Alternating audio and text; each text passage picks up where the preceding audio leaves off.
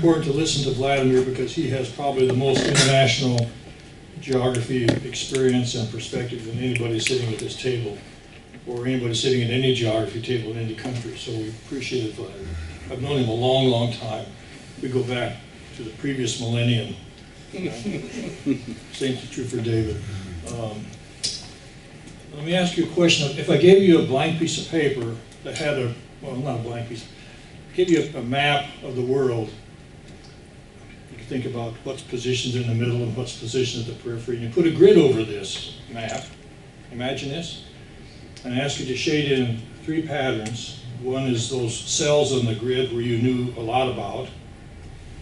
Okay. The second, those you didn't know very much about. And third, those you knew nothing about. What would your map look like? It'd have a lot of holes, wouldn't it? Right? Have a lot of holes both on land areas and on water areas. Forget the atmosphere for the present. So why are these holes there? Why are these silences of cartography? Why are they there? Well, it's because we just don't know very much about some places and some environments. And I start this with a very general statement that we don't know much about anything. We really don't. We really don't. Our knowledge is very geographically selective, isn't it? And if you want to think about why we don't know very much about this map or parts of this map, you can think of historical reasons, you can think of instructional reasons, you can think of ideological reasons, you can think of any number of other reasons.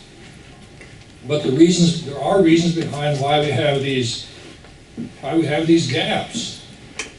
So what's our responsibility? Well, for those who are spatially oriented, environmentally oriented, we want to try to fill in these gaps.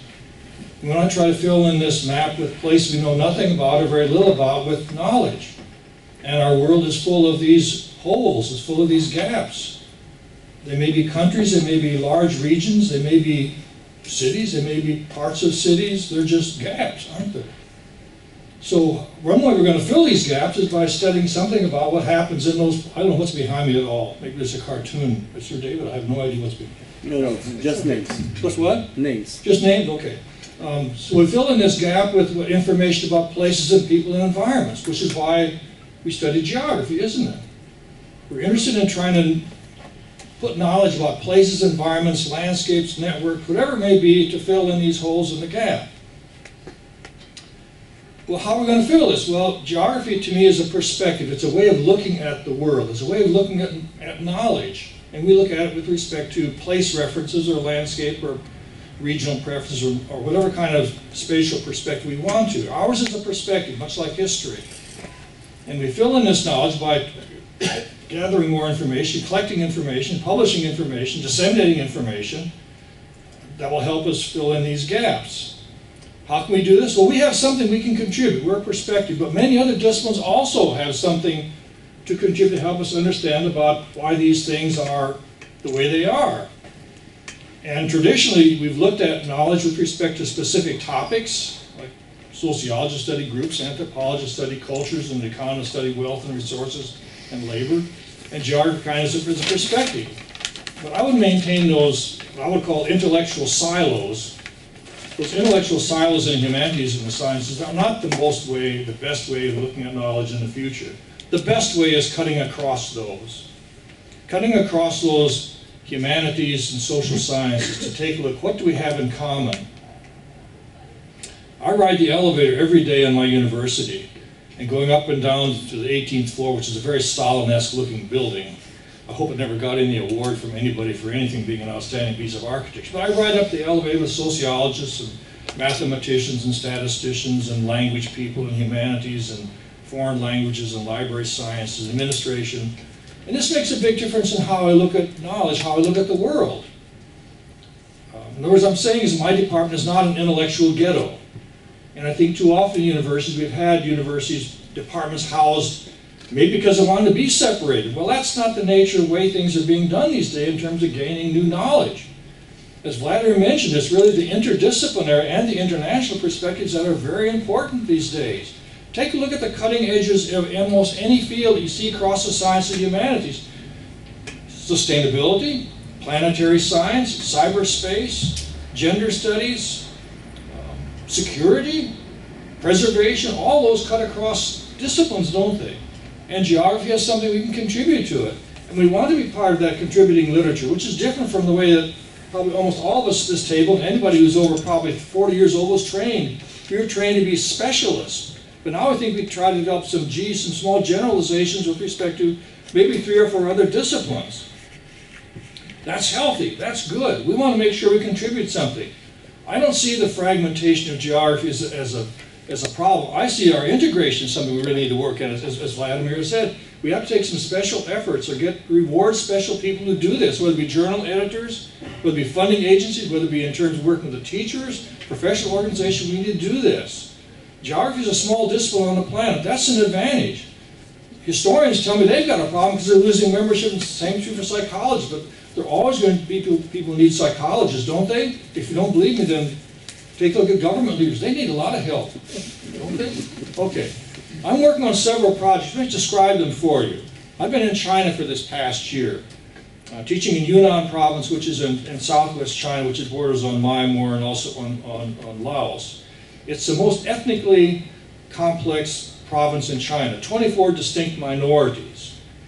And I'm interested in finding out how much these different groups accept one another using the social distance concept by Bogardus.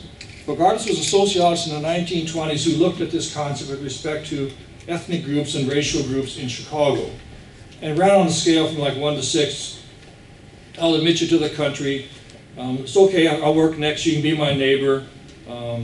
Finally, I'll let my son or daughter marry your son or daughter. That's the closest social distance. And I want to find out, of all these 24 distinct minorities in this province, how much do they accept one another? Because the Chinese culture says we accept everybody. But I know that's not true, because the Tibetans, the Uyghurs, are just not accepted very much by the Han Chinese and the others. So that's one concept I'm looking at. I'm also looking at the concept about social media. You know, social media is changing the world. If you don't believe me, take a look at what your political leaders are doing about social media. They can't really figure out what the world's going on or how to deal with it. It's a grassroots initiative, isn't it? And this can be sort of ad hoc, people coming together to talk about anything, do anything, and it's completely unplanned. This is different from having a top-down bureaucracy or hierarchy. So the impact of social media, I'm gathering information from students at this university. How much do they use social media? Well, they use it all the time. You know, not only going to and from class or riding the elevators, but probably going to the bathroom, taking a shower, probably making love, I don't know. But it's preoccupied. And what this is doing is changing them, isn't it?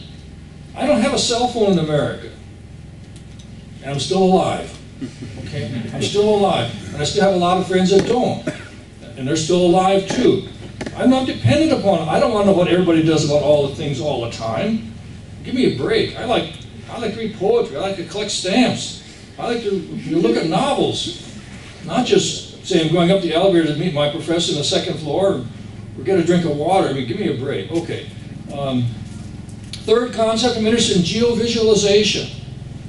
Geovisualization. You know, we're entering a world in which the visual is more important than the word. If you don't believe me, look at the students you're teaching. Ask those of us who teach. Students don't want to read words, they want to read images. They like to see images, don't they? They like to see photographs or maps or advertising. But we need to teach them, don't we? We have to teach people how to read critically, not cynically. How do you read graphics? Not just say, well, here's a map, I'll just skip over to the next page. What is the map telling you? Who made the map? Why was it made? What projections? What color is it? What color is my enemy? As we heard yesterday in the presentation, what colors and sizes and shapes and symbols you use for international boundaries? This is very important. So in increasing the visualized world, whether it be in terms of, you know, using the web or cartoons or cyberspace or Google Earth, the visualization is becoming very important because, again, it sort of crosses this boundary between what's state and public and private, isn't it? And we don't know the implications of that. Those who have cell phones use them to contact anybody, anytime about anything. That's changing your life, but it's also showing something about your dependence upon the visual. Finally, I'm interested in the concept about memoryscapes. Does your country have any memoryscapes? You better believe it. Every country does, doesn't it? Some of those memoryscapes are visible, right? Some are invisible. Stateless people have memoryscapes, don't they? We've got Native American groups in America that This is a sacred river, this is a sacred mountain. There's no marking on a topographic map. There's nothing on a state highway map that shows that this is a sacred mountain. We can have sacred spaces for what? For battlefields or for memorials or home places of somebody or something important happened there. But many of those memory spaces can be created, can't they? Yesterday we visited a couple places on the Jordan River showing where was Jesus baptized. Well, if you ask many Americans, it's quite obvious he's baptized in the Jordan. Well, where in the Jordan? The middle of the Jordan. Where's the middle of the Jordan River? I don't know. The Jordan River's changed its course, hasn't it? What's the middle of the river? And what season of the year? Well, we know it was here. Well, I remember the first time I was in Jerusalem, about 1989, I went to Jerusalem and somebody said, this is the place where Jesus was crucified. And the guide said, I was here last week and the table was over there. It's kind of like George Washington slept here. The point I'm making is that this could be also part of a memory. You can create this, can't you? If George Washington didn't sleep here, you know you're going to make you could beat on a map that George Washington did sleep here. You don't have any proof of it, except that's going to be a place you created, isn't it? So the creation of memory space can be state, right? It can also be the tourism industry, which is another one of these cutting edge fields. Or also can be a construction industry. Being in China for the past year, if you've been to China, you're aware the construction industry is alive and well. But also the destruction industry is alive and well, isn't it? It's also very much a destruction industry. And what they're doing is destroying culture in many ways, aren't they? And the Chinese culture goes back 4,000 and 5,000 years. And people think old in America is 200 years. You know, 200 years is this, isn't it? 5,000 years is to the ceiling, isn't it? So I'm trying to develop some kind of a scheme for us as social scientists, policy scientists, to study this concept about memory. Your memory, my memory, visible memory, cartographic memory, non-cartographic memory. The world is full of memoryscapes. Thanks. Thank you.